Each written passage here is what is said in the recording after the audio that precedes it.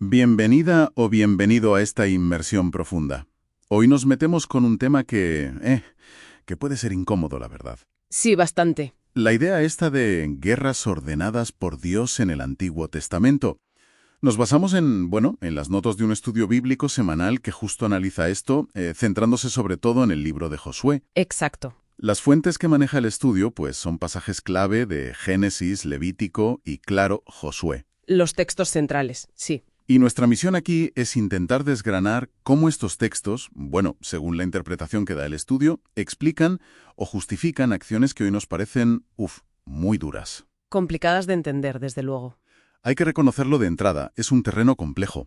Hay una frase en Josué, capítulo 10, que es bastante directa. Sí, la recuerdo. Dice: «Todos estos reyes y sus tierras tomó Josué de una vez, porque el Señor Dios de Israel peleaba por los israelitas».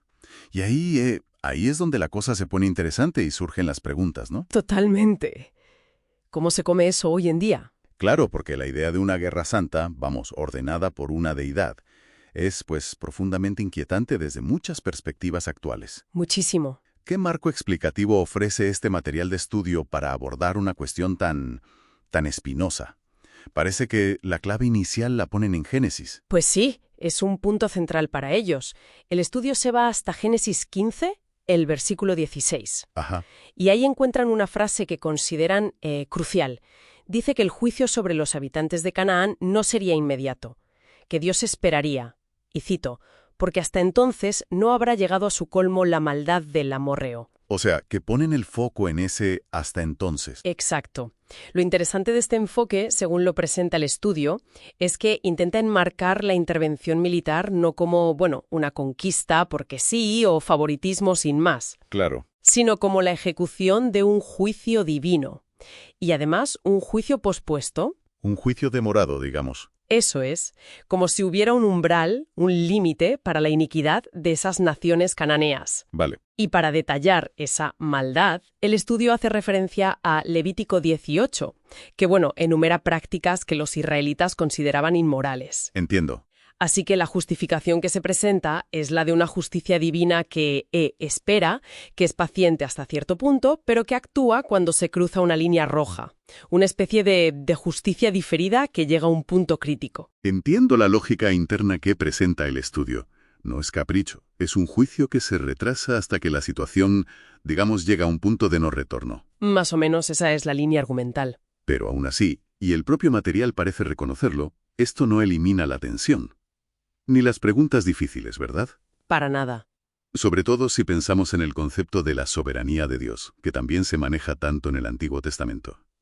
¿Cómo encaja? Exacto, la tensión sigue ahí. Y aquí es donde el estudio introduce un contexto más amplio. Algo que mencionaron, creo, la semana pasada. El gran conflicto cósmico. Ah, sí. El conflicto entre el bien y el mal a gran escala. Esa es la idea.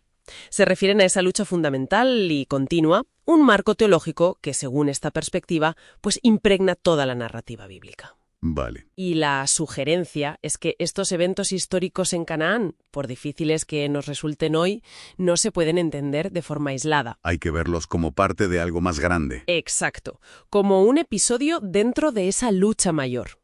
Esta visión del conflicto cósmico serviría, según el estudio, para dar un sentido más profundo a por qué ocurren estas cosas. Aunque no necesariamente las haga más fáciles de asimilar. Claro, no es que lo suavice, pero le da un marco. Vale, entonces se añade esa capa del conflicto cósmico. Y volviendo a esa frase tan potente de Josué 10:42. Sí. El Señor, Dios de Israel, peleaba por los israelitas. El texto insiste mucho en la acción directa de Dios, no solo en la de los ejércitos humanos. Claro, el protagonismo divino es central en el relato de Josué, eso es innegable. Sí, y aunque el estudio seguramente explorará más adelante otros aspectos, como, posibles limitaciones, condiciones, o incluso la visión final de paz que también aparece en los textos. ¿Que también está? El punto clave que se analiza ahora es esa justificación, la del juicio divino tras un periodo de paciencia cuando la maldad llega a ese colmo. Vale. Y, como decíamos, se admite la complejidad. Es que sigue siendo desafiante, choca con sensibilidades modernas sobre la guerra, sobre la intervención divina, incluso con esta explicación teológica. Entonces, resumiendo un poco la perspectiva que nos presenta este estudio. Las guerras de conquista en Canaán se enmarcan como un acto de juicio divino. Eso es.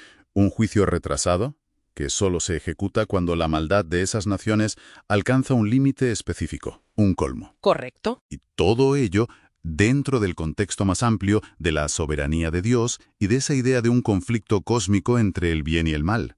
Exactamente. Es una explicación teológica para un tema que, bueno, como admite el propio estudio, sigue siendo muy complejo y francamente difícil de digerir.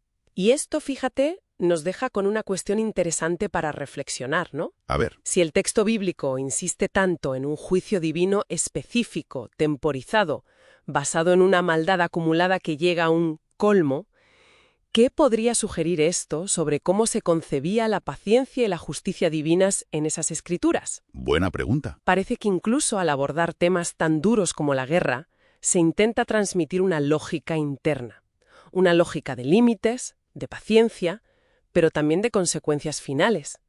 ¿Qué implicaciones tiene esa visión? Es algo para darle vueltas.